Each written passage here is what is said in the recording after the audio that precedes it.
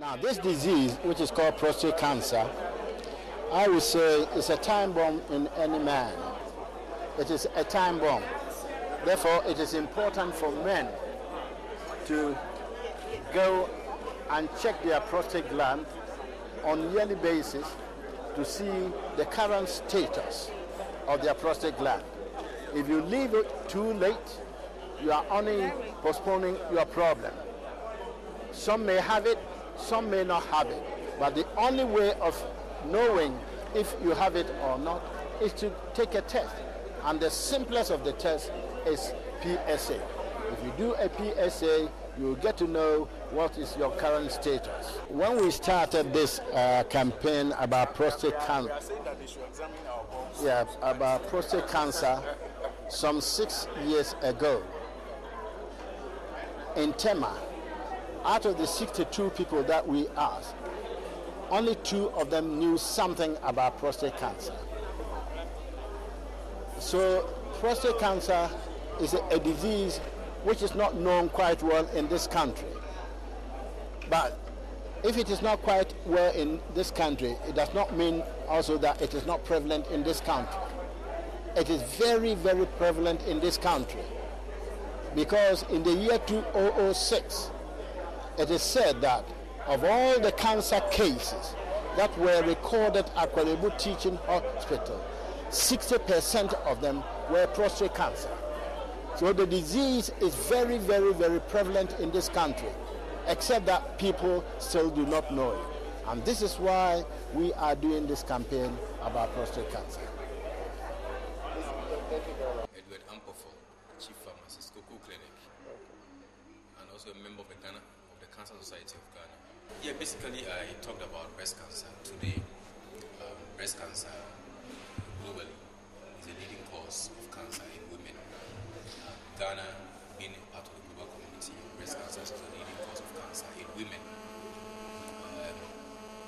For some time now, people in developing countries have not been aware about what cancer really is, the dangers and the problems cancer really is causing them. But from the WHO reports, it says that if you put the deaths from malaria, TB, and tuberculosis, malaria, TB, and HIV/AIDS together per year, it's about 5.5 million.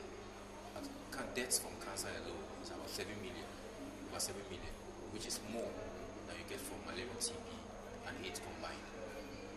And yet, people in developing countries are not doing so much about cancer. For the advanced countries, they realized this long ago. So for years, they have serious programs against cancer. Now, the developing countries are coming to terms with what cancer really is doing to us. And so today we came to talk about breast cancer, being the #1 cancer in women. The thing to know about breast cancer is that it happens, even though it's supposed to happen in women, rarely, occasionally, you can also have breast cancer in men. But our focus being was on breast cancer in women. And we talked about the causes. Indeed, there is no known cause of cancer. The way you know that malaria is caused by a mosquito, a parasite. Cancer hasn't got a known cause. But we do know of risk factors, things that predispose us towards cancer.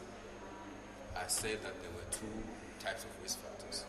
One that were not modifiable. Modifiable means that you can't do anything about them by virtue of your own genetic makeup, that is the family you come from. If there are high incidence of cancers in the family, it doesn't have to be breast cancer, even if it's prostate cancer, if it's cervical cancer, skin cancer, liver cancer. So long as there are high incidence of cancer in the family, it means that you are also at a high risk of getting cancer. So your genetic makeup, you have a genetic makeup that predisposes you to cancer, and you can't do anything about it. And I also talk about the modifiable risk factors. These are factors that you can do a lot about. Your diet, your own lifestyle, if you smoke, if you're taking so much alcohol. These are factors that you can do so many things about them. And indeed, it's been found out that 40% of cancers are preventable. Even for the factors that we claim are not modifiable, we can't do anything about. Once you know you come from a family that's a high risk, what you can do is to begin to go for early screening.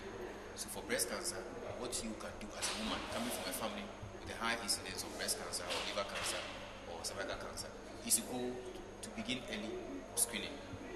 Very, very, very important. We are doing as a society, Cancer Society, is to try and create more awareness.